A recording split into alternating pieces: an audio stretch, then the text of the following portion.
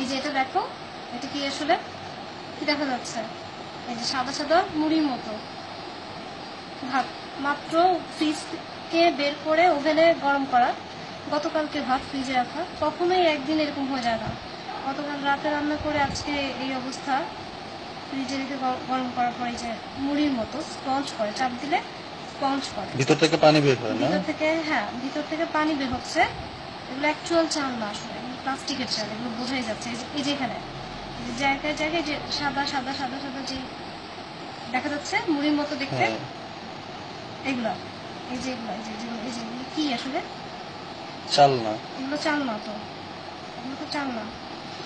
যাই হোক, আমরা যে কি খাচ্ছি আল্লাহ জানে।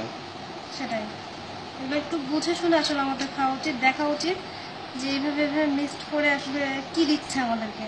এটা তো আসলে দেখলে বোঝা যায় না, রান্না করার পর বোঝা যায়। যে যখন দেখা যাবে যে এরকম মুড়ির মতো চাপ দিলে স্পঞ্জের মতো হয় এবং পানি বের হয়, এটা কোনো ভাত না, তখন বোঝা যাবে যে এটা প্লাস্টিকের আসলে, এটা ভাতের চাল না।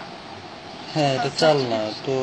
আসলে মজার বিষয় হচ্ছে পুরোটাই কিন্তু চাল না এরকম না, মিক্স করা এখানে। হ্যাঁ, ওরা তো মিক্সড করেই সেল করে, কারণ নাহলে তো এটা ধরা পড়ে যাবে, বুঝে যাবে।